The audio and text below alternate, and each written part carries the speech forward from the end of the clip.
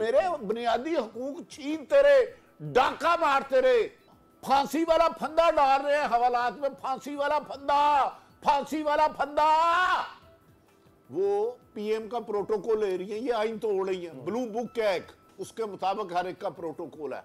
भट्टी साहब, आइन का आर्टिकल 140 कहता है कि मुल्क में बल्दियाती हुकूमतें कायम की जाएंगी और ये बल्दियाती हुकूमतों को फाइनेंशियल, पॉलिटिकल, एडमिनिस्ट्रेटिव ऑटोनॉमी दी जाएगी। पीपल्स पार्टी और नून लीग 10-10 साल बल्दियाती इलेक्शन नहीं करवाती, हत्ता कि इसी सुप्रीम कोर्ट को जिसने ये अभी फैसला दिया उसको कह के ऑर्डर में और इनसे इलेक्शन करवाने पड़ते हैं। तो फिर आर्टिकल 6 तो नून लीग और पीपल्स पार्टी पर भी लगना चाहिए ना, जो आइन वायलेट करती है। देखें, आइन और कानून का इन हुक्मरानों से वास्ता क्या? आइन में 14 पहली 38 शिक्के हैं। हर आदमी को उसका बुनियादी हकूक देना, फंडामेंटल राइट, तालीम, सेहत, रोजगार, इंसाफ। आइन तो ये रोजाना तोड़ते हैं। इन पे तो 101 दफा रोजाना आर्टिकल 6 लगता है, 101 दफा। और कमो बेशतर 40 साल हुकूमत रहे हैं। नवाज शरीफ 81 में फिनांस मिनिस्टर बने थे, जियाउल हक के लेपालक साहबजादे 81 में। 85 में गैर जमाती इलेक्शन में वजीर आला बने थे। 88 में मोहम्मद हाज जुनेजो की पीठ पे छुरा घोंपा और खुद वजीर आला रहे।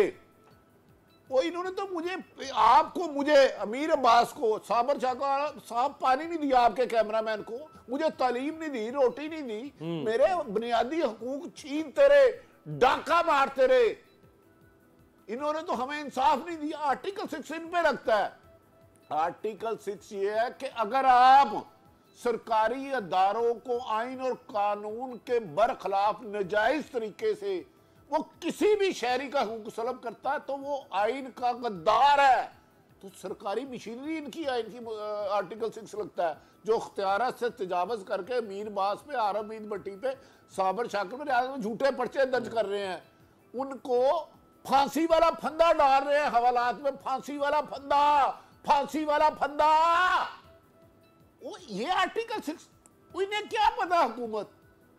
ये वाहिद मुजरम नवाज शरीफ जो जियाउल मुशर्रफ के साथ डील करके मुजरम था, मुल्ज़म नहीं था, सऊदी अरब चले गए अपने पाए और खद्दे और ओजरी पकाने वालों के साथ। अब फिर बदकिस्मती कि इमरान खान की हुकूमत में फिर डील करके 4 हफ्तों के लिए लंदन गए इलाज की गरज से। उनकी साहबजाती मोहतरमा मरियम नवाज साहब फरमाती रही उन्हें इंसाफ की तवक्को नहीं है, उन्हें कत्ल कर दिया जाएगा, उनकी जिंदगी की छोटी दो। अब उनके भाई सगे की हुकूमत है तो वो नहीं आ रहे। क्या ये आर्टिकल ये नहीं तोड़े आई? मुझे बताएं, क्या आइन सिर्फ और सिर्फ नजायज तरीके से हुकूमत मुसल्लत होकर 22 करोड़ आवाम के हकूक को सलब करना आइन तोड़ना नहीं है?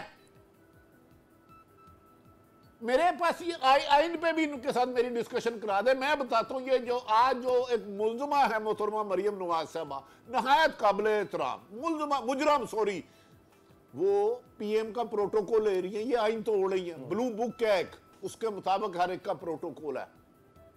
यार अनबिलीवेबल है यार।